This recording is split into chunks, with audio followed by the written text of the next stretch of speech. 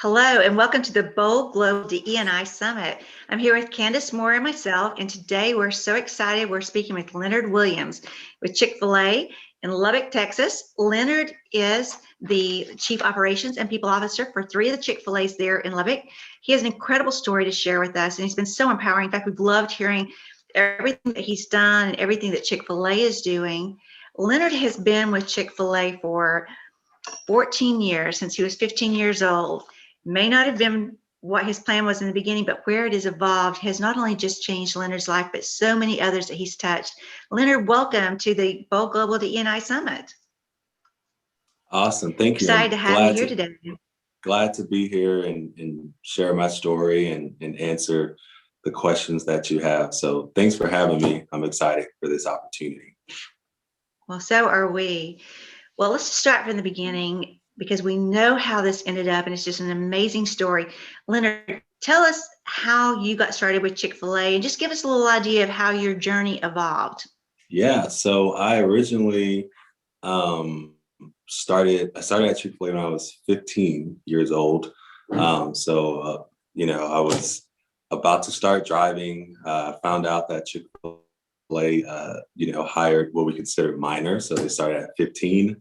And one of my friends was actually working there, and he said that they were hiring. And I just went up there, and I was already a frequent customer. So every day after school, I would always just go to Chick-fil-A. So the staff, kind of knew my face and knew my order. So I felt very comfortable going there and applying.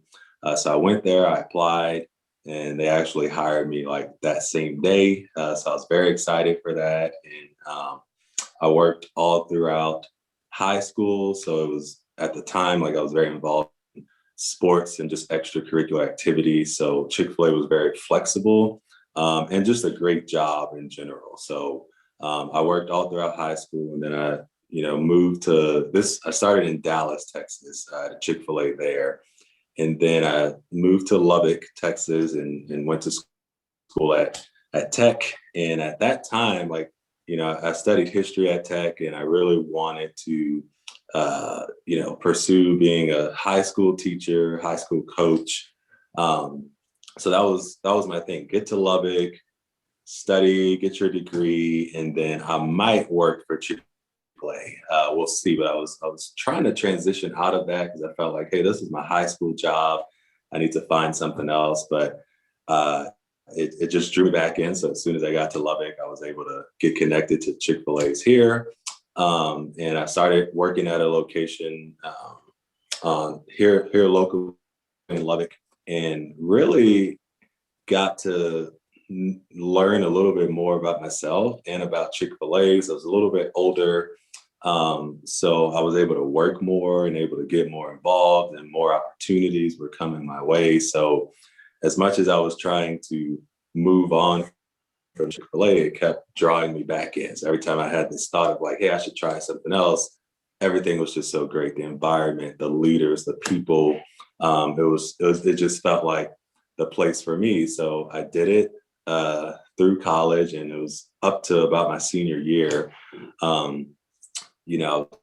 Started to think hey, do I still want to teach? Do I still want to be a coach? Because I'm really loving what I have the opportunity to do here at this Chick-fil-A. And I reached out to one of my mentors within Chick-fil-A, and he challenged me to create a mission statement. And what I realized through the mission statement was I really just had a passion for, mentoring and helping and coaching young people. And I realized that I didn't necessarily have to be in a school setting, in a school environment to be able to do that. And he also challenged me. He said, a lot of the things that you're talking about in your mission statement, you're doing right here at Chick-fil-A. And that just blew my mind, because I was like, there's no wonder I'm so happy here. And there's no wonder that I love coming to work every single day. So at that point, I realized I wanted to stay with Chick-fil-A, and I started working my way up through the organization, became a team leader, and then manager, and then a director, and then executive director. And now I'm an officer for our organization. So it's been extremely cool, and it's been my only job, and I hope it continues to be my only job. Like I can't see myself working anywhere else, but that's kind of the journey. So I've started at 15, and about to turn 29 here next month. So it's been a great 14 years, and I feel like Chick-fil-A has really helped shape me into not only the professional that I am today, but also the young man I am as well. That's exciting. Yeah. I love hearing this story. Mhm. Well, let me ask you, from the time you started with Chick-fil-A and you were just describing some of the things that transformed you inside, and also your thinking about whether or not you were going to go in the educational field in coaching. What did Mhm. what transpired along the way, and what did leadership look like when you started with Chick-fil-A? And can you share with us a little bit how that's evolved? Because your journey and some of the things that have happened that have kept you with Chick-fil-A have got us so excited, Mhm. because we're really looking at, you know, I believe all of us are trying to find new tools and new tips on how to keep people engaged. So Yeah. what did the leadership look like? I'm going to ask you about 3 questions there at one time, but if we can start with, Yeah. what did the leadership look like then? And then kind of what you did, how they kept you engaged, and how that's evolved Mhm. Yeah. So I think, to what you're doing now. transition transitioning from my Dallas Chick-fil-A to, Lubbock, the Lubbock Chick-fil-A was probably doing twice as much in just sales volume as the location in Dallas. So I remember my first day I walked in to Chick-fil-A, and I saw so many leaders. And at the time it was like you had on a blue shirt. So if you were a blue shirt, you were a manager in the organization. There were so many, and it was pretty overwhelming and intimidating to an extent because there were so many managers on shift. So I remember asking, like, why are there so many leaders?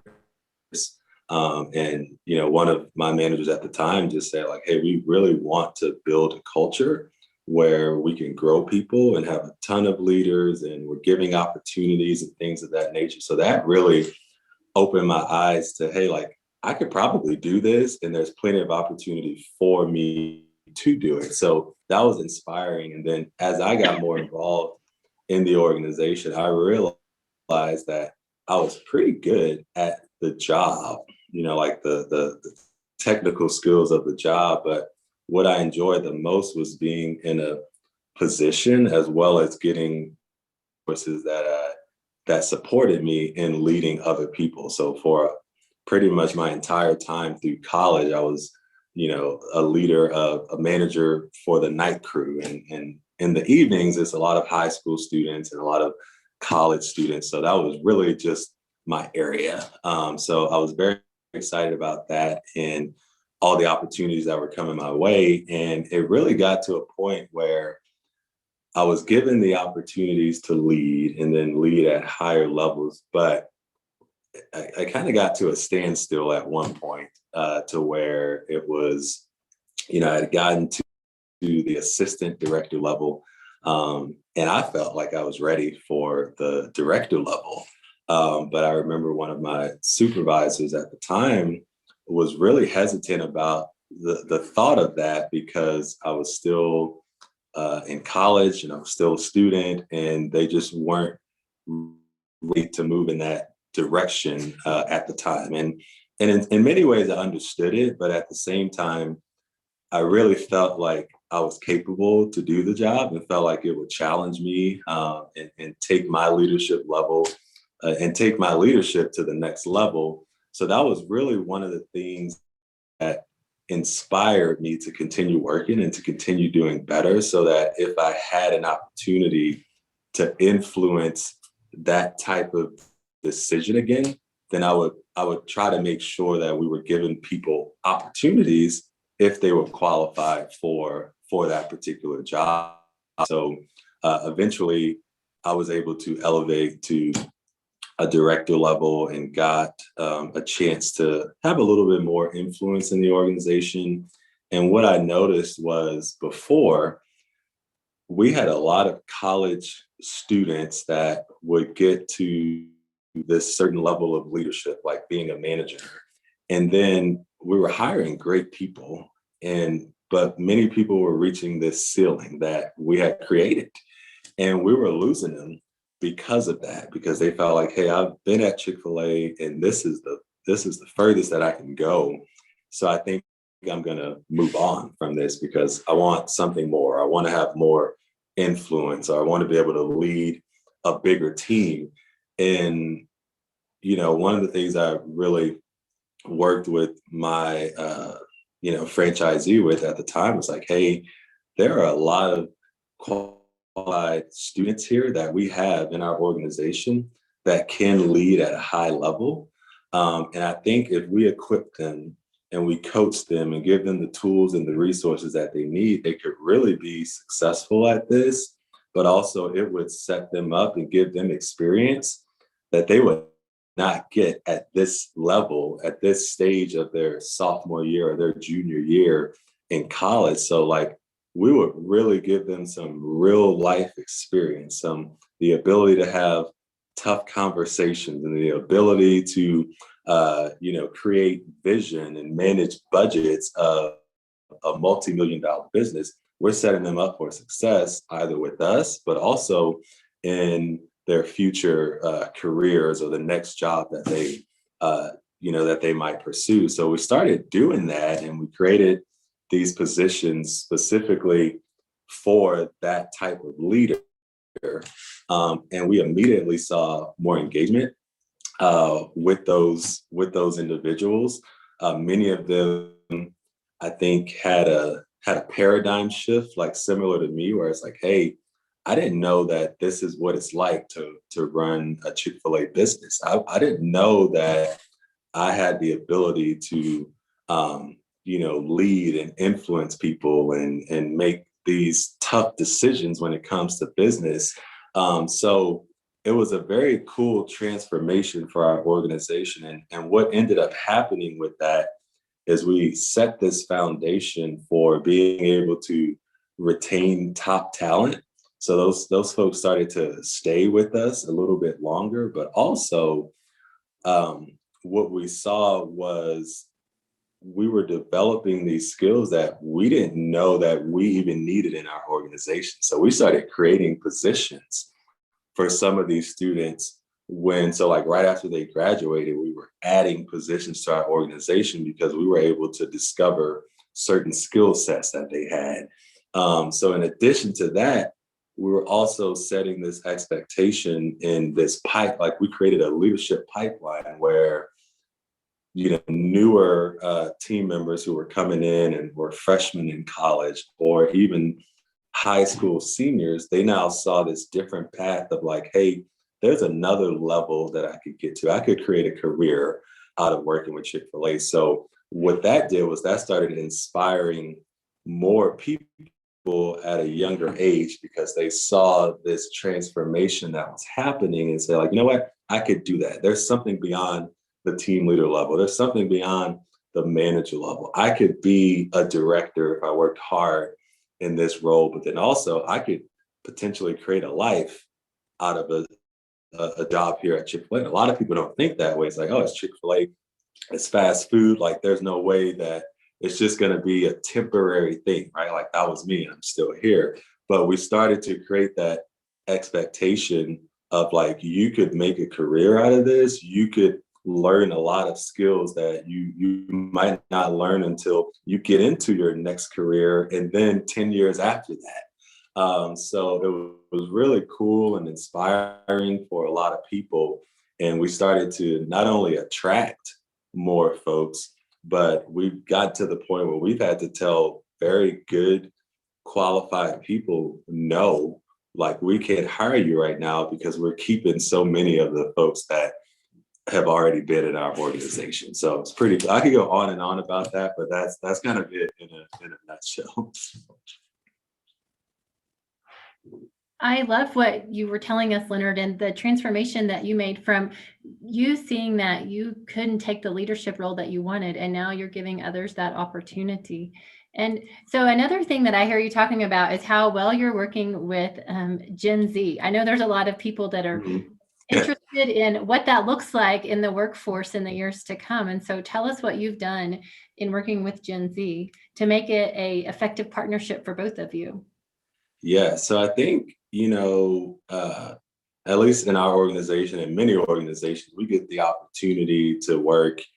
I think the oldest person in our organization is 77, and we have 15-year-olds like myself when I first started. So we got to figure out ways to be able to communicate with all different types of people. And one of the cool things has been how we connected with Gen Z. And that's a lot of our high schoolers and folks that are just getting into college right now.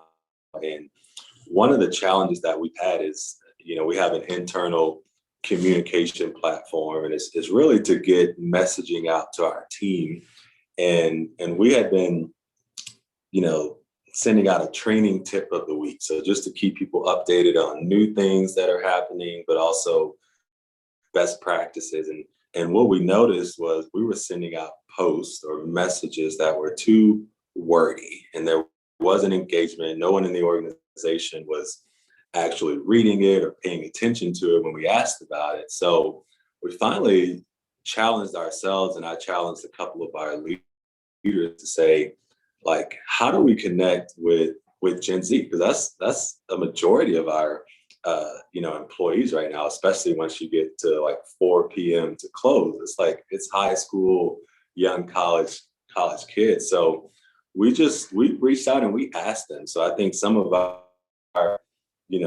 the way we've created some of our best systems has been just to go straight to the source and straight to the team member and say, like, how can we get better at this? What can we do to actually make you want to engage in this? So we reached out to a couple of our key players in the organization, and we specifically targeted some folks with a lot of influence in the organization. So we just asked them, like, hey, when we send out messaging, like, what will it need to look like in order for you to take interest in it? And we got a lot of great feedback. And some of the things that I remember the most was one of our students. He mentioned that it's too wordy. Like, no one wants to read, a 1-page document about something that at the end of it, you just say one thing, you know what I'm saying? Or add emojis.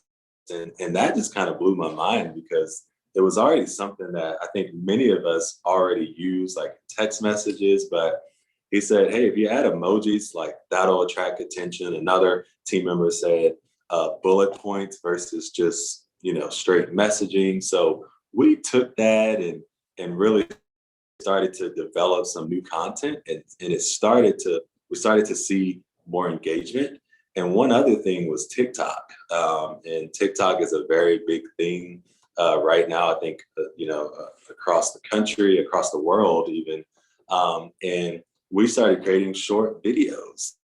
And those videos still got the same messaging across, but it was a lot cooler. It had music in the background, and we tried to stick to a lot of the themes that were trending and are popular, at least, with this generation. So when they see it, it looks familiar. It's like, hey, my job is using TikTok. Like, that's super cool. So even if it's something that they were not even interested in, they would at least watch it, even if it was just to judge how well we were doing on TikTok or how well we were using emojis. So we've just tried to, get straight to the source, ask team members, like, hey, how do you communicate? What will it take for us to get messaging across? And then always meet the team member halfway. So it can't just be our style, our way of doing things, but like, when we're trying to reach this particular group, let's meet them where they're at so that we could help them understand it a little bit better, as well as get our messaging across. So this was something that, the leaders in our organization, we actually studied. It's just like leading and communicating with generations. And one of the things about Gen Z is they like frequent feedback. They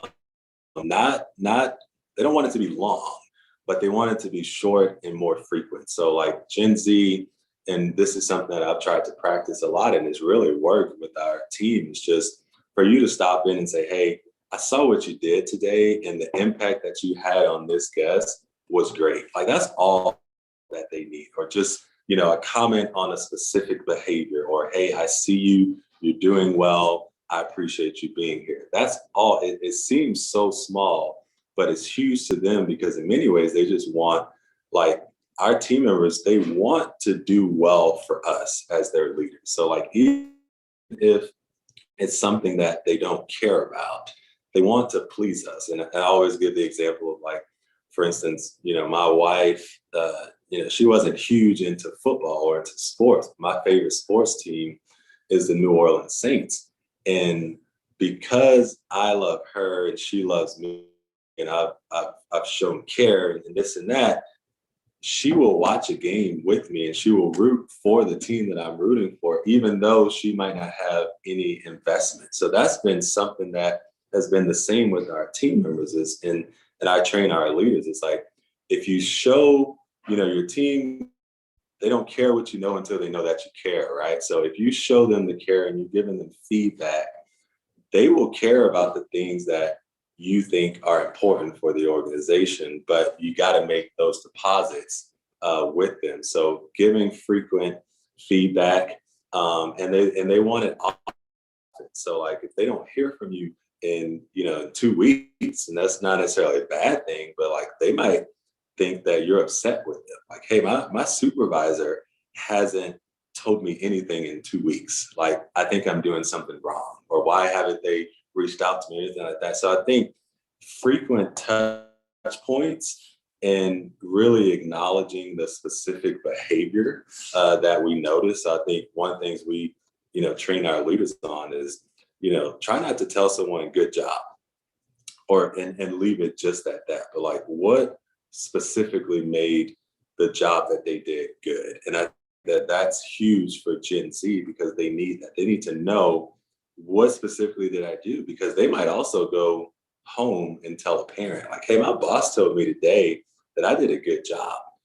And the parent might say, well, what exactly did you do? And we don't want to leave them with, I really don't know. They just told me a good job. And when you can give specifics, like, hey, my boss told me today that the way that I was interacting with the guests, like, really made an impact on the culture and set the tone for the shift today.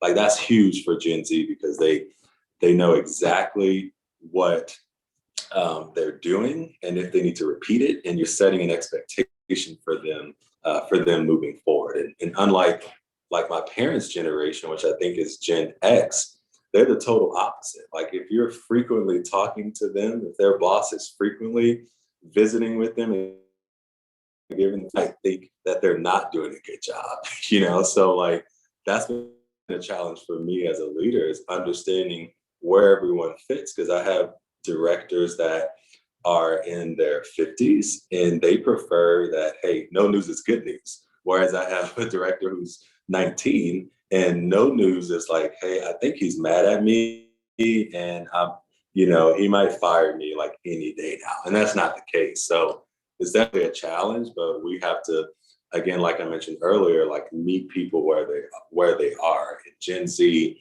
really wants you to be involved, and it's very similar to the videos and the TikToks. It's quick, but it's frequent. And I think when we can do that, it makes their experience a lot better. When we were talking to you before, you mentioned, of course, we're so excited because what you shared with us is just how your employees had developed ownership. They just feel like they're such a part of it that they want Chick-fil-A to succeed. Not only they want it to succeed, but they're wanting to jump in and be a part of that happening. Right. Let me ask you, if someone does see themselves as a leader, because I do believe that we're all leaders. There's always someone watching us, someone who's just maybe a step behind, wanting to know, how did they get where we're at? Yeah. What do you do when you see this in the Gen X? What do you see whenever they come to you and they ask you, Leonard, I don't see that I'm a leader. What would you tell them? Yeah. So my first challenge to individuals like that is, we challenge them to first figure out, like, how are you leading yourself? Because, like, we have to be able to lead ourselves. And before we could lead others. And so I challenge them to do that. So we have this whole, curriculum for all of the levels in our organization. So like the team member level, we provide resources and development that's all based on, okay, how am I going to lead myself? And then once you get to the next level is how do I lead others? And then how do I lead teams? How do I lead organizations? So we start with that, but then we try to put them in positions or in situations where they will have an opportunity to leverage the strengths that they have. Because everybody has a strength, and we hire them for a reason within our organization. So we always say, like, how can we give a team member an opportunity to get a small win? And we say, like, hey, we want to be able to stack wins. So when team members are ready for that opportunity, we figure out where can we put them in the restaurant, or what type of situation can we put them in, just so that they could get a small piece of, like, hey, this is what it's like to lead. And even if you are a leader who does better, like vocally leading or just leading by example, we try to help them understand, like, just the way that you work and your dependability and the sense of urgency and the hustle that you have, you're leading that way because you're making every other person around you better. No one can work no one can work slowly when they're around you, because you're challenging them to get better. And I think that type of vulnerability and opening up to a team member, I think, helps them understand and helps them see. Because a lot of, especially when you're 16, 17 years old, you're like, I'm not a leader. I'm not a captain of a sports team, or I'm not a president of an organization, or this or that. And it's like, that's not what it means. Like, that's just title. When you, like, leaders have influence, and when you're able to do that, I think that's what ultimately makes you a leader. And I think one of the best analogies, or one of the best strategies that I use with younger students and younger team members, is I always ask them, do you have younger siblings? And they're like, well, yeah, I got a younger brother and a younger sister. It's like, well, I bet you're already leading in your household, right? Like, I bet your sister and your brother, they look up to you, and you are helping them get dressed in the morning, or helping them get, whatever the case might be. So we try to just open up this world of, like, leadership is not necessarily, it's not about the title, right? But it's about your ability to influence others, your ability to inspire others. And I'm inspired by a lot of our team members, and they say, well, how can you look up to me? And it's like, well, because the way that you come into work every day with a positive attitude, I wish that I had that ability. And, like, that inspires me. And I think that's what a leader does, is they inspire people to do better. They inspire people to do more. And I think that we try to look for ways that those specific people are doing that, and then help them apply it and say, like, this is your strength, and this is how you can lead for us in our organization. So, Leonard, you're talking about the leadership and with these young people, and we're so excited to hear what you guys are doing. And what does that look like, and how do you measure that you've had great success with it? Yeah. So, like, in the past, we would have, like, we had director level positions, and for the most part, we had directors who would be responsible for an entire day. So you might have a director of the kitchen that was responsible for the kitchen from open to close. And typically those folks were, like, married with kids and, full-time adult leaders. And what would happen there is, what we noticed was there was a gap, because most of those adult leaders are not in the restaurant after 5 o'clock, or especially not there until 10 o'clock. So it was a stretch to keep, to hold them accountable and responsible for that entire, for the entire day. But also we saw an opportunity of, like, you know what, we have leaders who are working during this time period, and they can do it. And that was one of the things that I really wanted to do when I was at that level and at that stage in college. So we transitioned to where we basically split it. So we had 2 directors who were basically the front of house, the back of house. we broke it up into now 4 directors. So we have front of house, back of house, but also a night, basically an AM and a PM. So from 2 p.m. to 10 p.m., that is now a position that's typically run by a college age student. So someone in this range of 18 to, likely 22, like all 4 of the directors that we have in those 4 p.m. to close positions right now, all 4 of them are in college. One just graduated. So 3 of them are in college, one just graduated.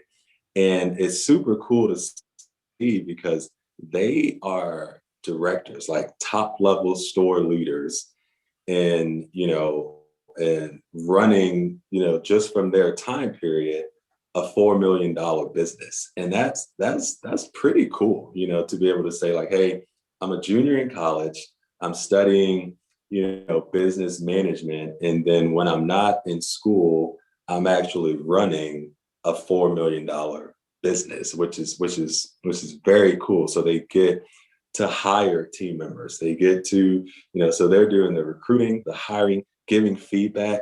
They're having tough conversations, terminations. They're creating vision for their areas.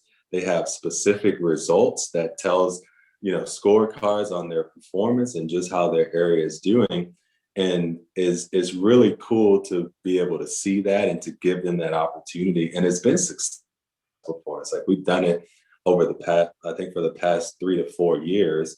And what we've seen with that is as we've given that ownership, many of those former nighttime or PM directors are now like full-time, AM directors for us. So like they're not just doing their time and then leaving. They're enjoying the opportunity, enjoying the ownership, and then they're staying with us. And then, like I'll just give you an example. One of our very first PM directors who had that 4 to close opportunity, she's now a full-time talent director for us. She's married with 2 kids now. Another one who was a kitchen director at night for us is now the sole director of our mall location that we run. So we started to notice this trend of like, we're building this leadership pipeline that's solidifying our entire organization because these young people are now staying with us and making a career out of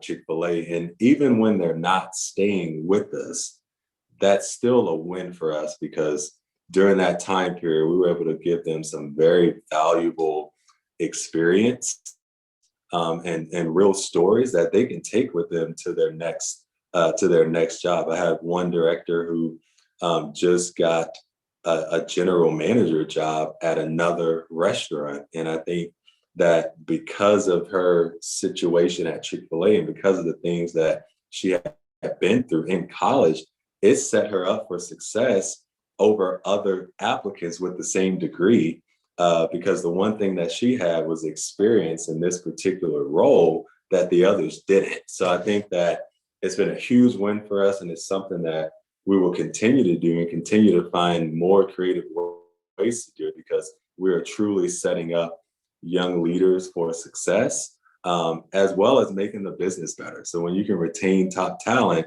you're increasing, your bottom line as well. And that's not the ultimate goal for us, but those things naturally happen because now you got more people invested with you. They want to grow with you. And then you're just setting this expectation across your entire organization. And Leonard, one of the things you mentioned was young leaders, and something that you do or Chick-fil-A does in Lubbock is the Young Leadership Academy, and you go to 2 high schools, I believe. Yeah, right now we're doing 3 local high schools in Lubbock. So we have a program called Chick-fil-A Leader Academy, and basically it is we go into high schools. Chick-fil-A sponsors this program and curriculum for high schools, and the whole goal of the program is impact through action. So it's a year-long program. And each month we meet with these young people in the high schools and just teach them valuable skills about leadership. And I think we talked about this question earlier, but a lot of these, young students, like, I'm 16, like, I'm not a leader. I can't be a leader. But we walk them through that process and help them understand that these are the things that are necessary, and that are crucial to helping you become a great leader, or even helping you become an even better leader than you already are. So each month we do learning labs, and each lab is based on certain things that's going to help them become a complete whole leader.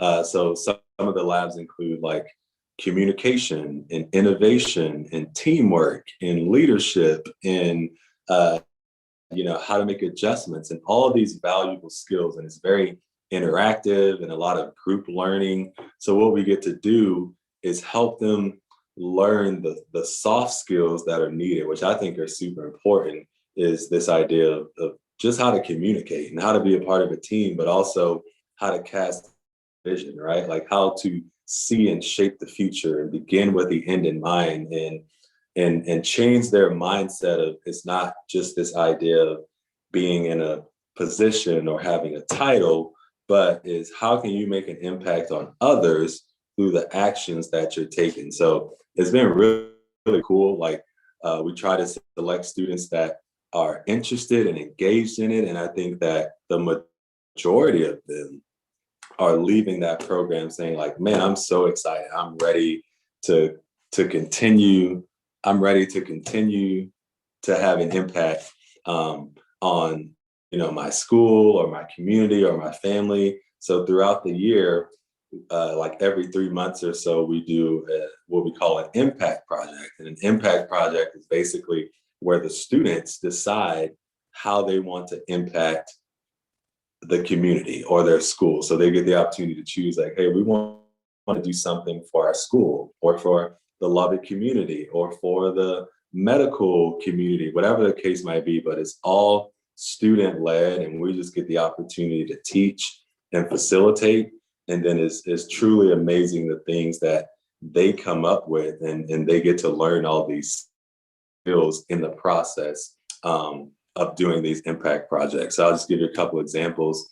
We have one school that they did a prom for all the staff members in the district. And it was super cool because it was all them. Like they planned it, they did the marketing, they did the flyers, they communicated all the logistics. So they really got to execute that process. And so we had a prom, we had one do a Special Olympics like field day. We actually just had one 2 weeks ago at Monterey High School where they had a tragedy in their high school where I think a student committed suicide, and it really hit that community hard. So these students came up with this all on their own, where they wanted to create a day where they could just invite people to play games and just have someone to talk to. So it was super cool. And it really challenges them to say like, look, that's leadership right there. What you just did, like the way that you felt this, you saw this need and you acted upon it. That's a leader right there. Like you had an impact that was influence. So it's been super cool program that I think hopefully we get to do for years and years, because it's not only impacting these students, but it's impacting their communities, their schools, and all the people that are around them. And I'll be honest with you, Leonard, my son did the program 2 years ago, and what made him interested in doing it was the free Chick-fil-A that you guys give. Yeah. But then he ended up loving the program, and they actually did a special needs prom, and they coordinated with the floral design department, and they made, floral things for the special needs kids. And they also coordinated with the culinary department. And then also he was coming to the game day that you guys had too. So you really are making an impact on the lives of students. And so we appreciate all that you're doing for the community. Yeah. Thank you so much, Leonard, for speaking today. We're so excited.